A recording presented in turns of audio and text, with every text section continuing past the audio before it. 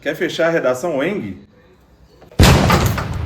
Fala galera, beleza? Então, a prova da Weng, ela está com a característica de cobrar, além do texto dissertativo, argumentativo, nas últimas redações e no edital, né, que está presente no edital, temáticas que envolvem a questão dos impactos, né? E aí você tem impactos ambientais, que acabam impactando a questão social, que foi a prova de 2024, você tinha impactos do uso do celular no ambiente escolar. Então, essa ideia de impactos, ela está muito presente. E um dos principais impactos que existe na atualidade, sem dúvida, é o impacto da americanização. Então, com essas questões da guerra da Venezuela, os problemas do Trump com a própria Rússia, Ucrânia, e esses impactos do próprio processo de americanização no Brasil, isso pode ser lembrado. E aí alguns impactos são importantes. Um dos impactos importantes no processo de americanização do Brasil é exatamente o impacto associado à Coca-Cola. Então, a Coca-Cola passa a ser um impacto importante dentro desse processo de americanização, que acaba fazendo com que, no século XX, as pessoas estejam bastante vinculadas à Coca-Cola, tanto quanto à Disney,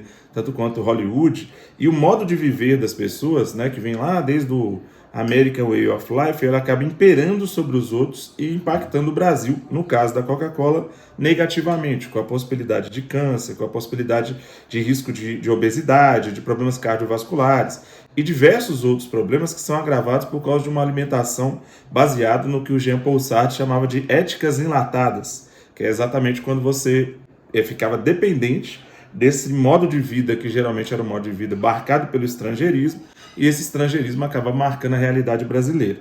Na contramão disso, né, para a gente pensar aí, você tem na produção de Hollywood agora o impacto dos filmes brasileiros, né, como Ainda Estou Aqui, por exemplo, né, e que impacta no sentido reverso, de que o Brasil está destacando a própria ideia de brasilidade no estrangeiro.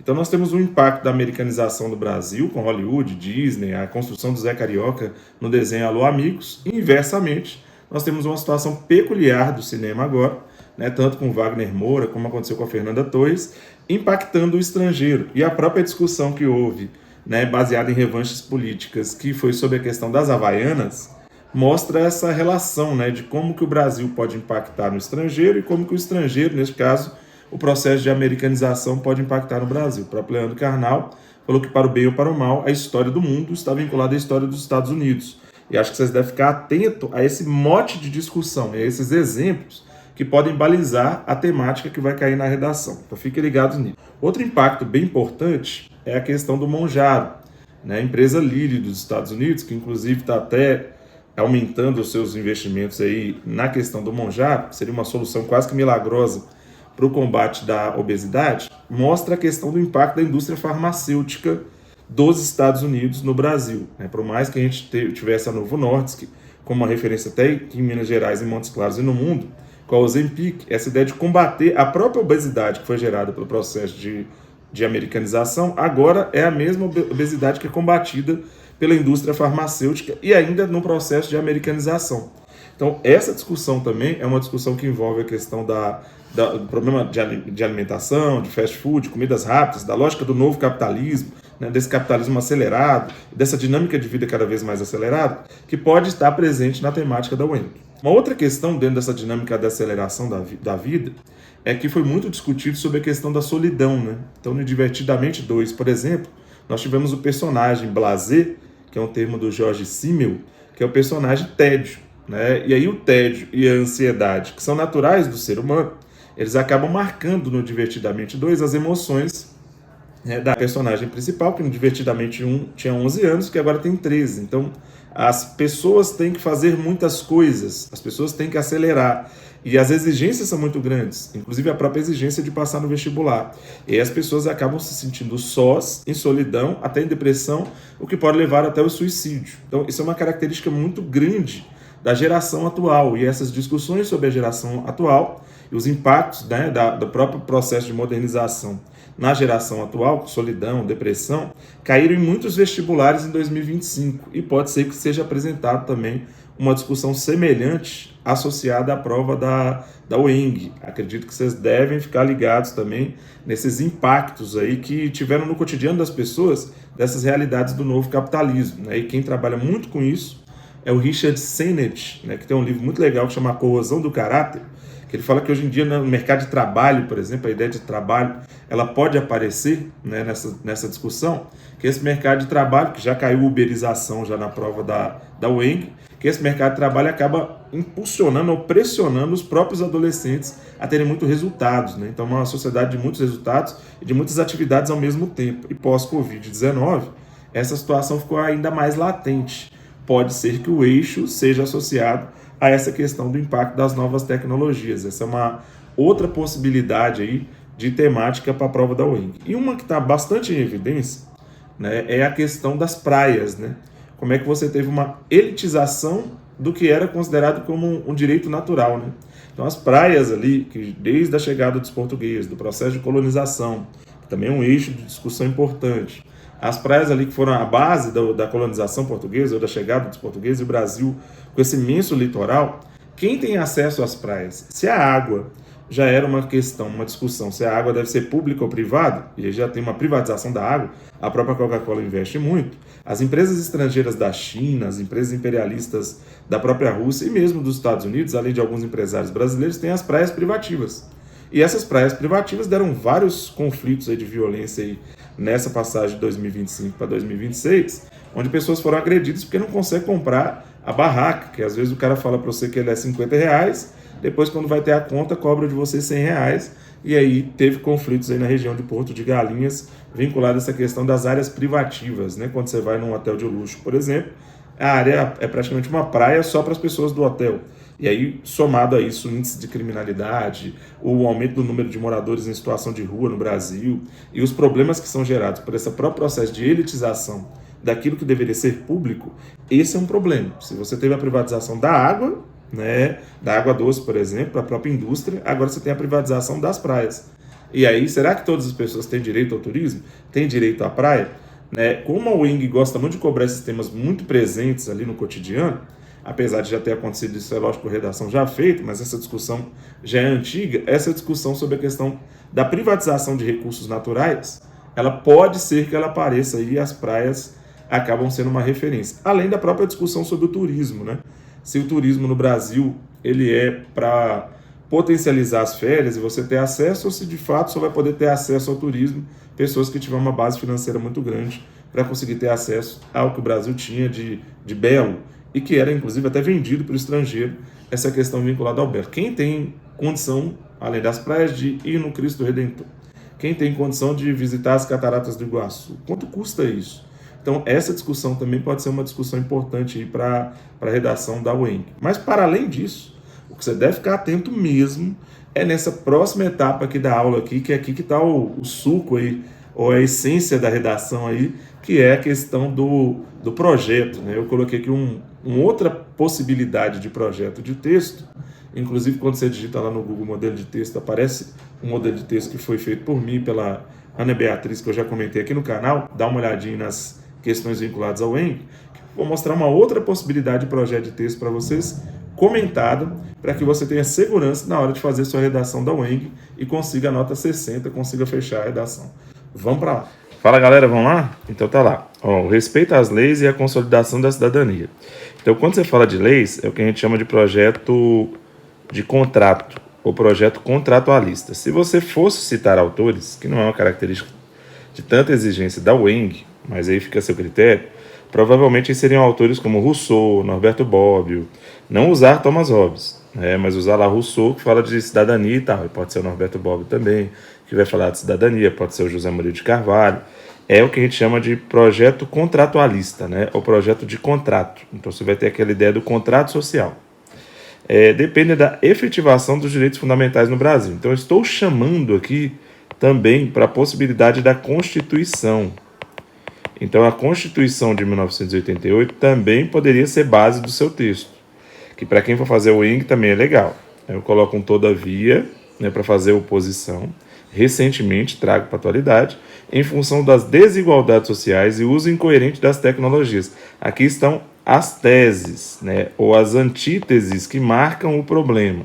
Isso quer dizer o quê, Alessandro? Quer dizer que em D1 você vai trabalhar as desigualdades sociais. E isso quer dizer que no seu desenvolvimento 2, você deveria trabalhar com a questão da internet, do uso incoerente das tecnologias e da internet ou dos meios de comunicação. Então isso aqui é muito importante, porque isso já direciona como vai ser o desenvolvimento do seu parágrafo. Essa problemática persiste, comprometendo o pleno exercício da democracia. Diante disso, torna-se fundamental maior investimento na educação. Então, a base da sua tese também, que é a tese aqui de saída, né? Aqui você tem as teses dos problemas e aqui você tem a tese de saída, é a educação, com vistas a promover um pensamento crítico e reduzir as disparidades sociais, garantir o equilíbrio social, que são as saídas aí. Aí você tem um conjunto de coisas aqui, né? Por exemplo, você tem desigualdade social e educação, você tem uso incoerente, e a saída pode ser a própria educação e o equilíbrio social, porque aqui fala das disparidades, que tem a ver com a desigualdade. Aí o seu projeto de texto está pronto. Então, na verdade, o seu projeto de texto é a sua introdução, porque aí o leitor já sabe, o corretor nesse caso, exatamente o que é que você vai desenvolver. Fica ligado nisso, isso é determinante para você conseguir uma nota 60/60 na UENG aí e conseguir ter sucesso no vestibular. À vista disso, seguir os princípios dos direitos humanos, que é aquela ideia contratualista, então repare que aqui a gente continua com a ideia de contrato. E aí você ganha coerência, né, no seu projeto de tema. É base essencial para evitar o tema. Aqui você repete o tema da redação /problema e coloca lá. Porém, aí repare que a gente usa o mesmo mecanismo linguístico da introdução lá, que aí seria uma coerência linguística. A estrutura do seu texto, que é chamado lá de macroestrutura, ela está organizada. Aí a gente fala das desigualdades sociais e volta nas desigualdades sociais, que era a primeira tese negativa, né, a tese 1, ampliando as perversidades sociais, aí você associa ao tema. Aqui está a grande questão, a sua nota depende muito disso.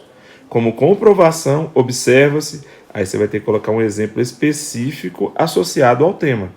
Então, por exemplo, se o tema é violência, aí você vai colocar como comprovação, observa-se que o primeiro comando da capital é um grupo terrorista brasileiro urbano, extremamente violento, né, que realiza sequestros, roubos a bancos, que aí você está falando especificamente qual é o seu exemplo. Aí o que é legal? Quando é algo específico, é sempre bom que você, em algo específico, você trabalhe com...